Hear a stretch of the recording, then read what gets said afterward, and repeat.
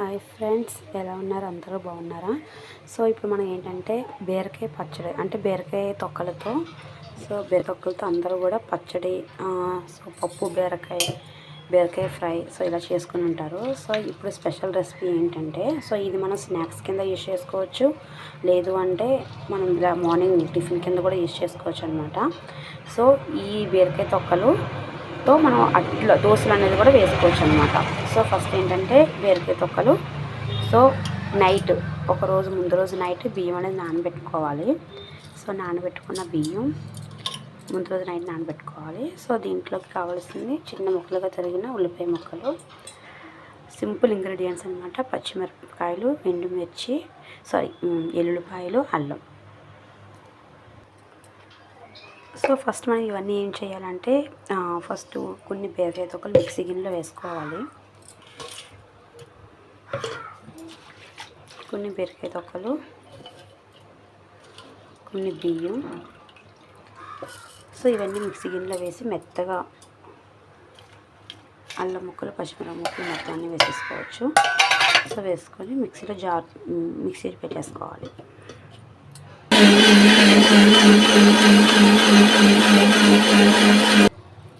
మనకి ఇలా మెత్తగా గ్రైండ్ పేస్ట్ అవ్వాలన్నమాట. ఇలా మెత్తగా అయిన తర్వాత దీనంతా ఒక బౌల్లోకి తీసుకోవాలి. నెక్స్ట్ మళ్ళీ అలా మొత్తం అంతా మిక్సీ పట్టుకున్న బ్యాటర్ని ఇలా, అంటే బాగా థిక్గా కాకుండా బాగా లూజ్గా కాకుండా మీడియం సైజ్ మనం ఇలా పెట్టుకోవాలి. ఇలా చేసుకున్న తర్వాత వీటిలో కొంచెం జీలకర్ర,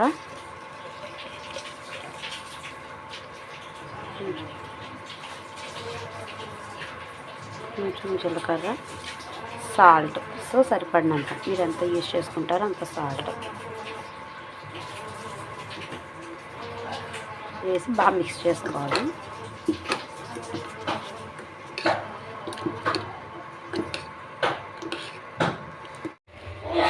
పాన్ బాగా వేడెక్కాలి. వేడెక్కిన తర్వాత మీడియం సైజులో చిన్న సగ్గు పెట్టుకొని ఫస్ట్ వేసుకో. దోశ ఎలా చేసుకుంటాను, సేమ్ దోశ చేసేసుకోవాలి.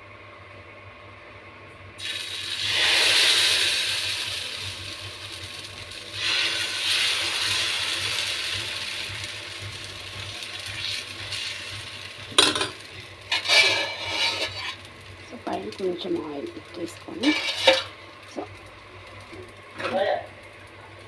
ఇలా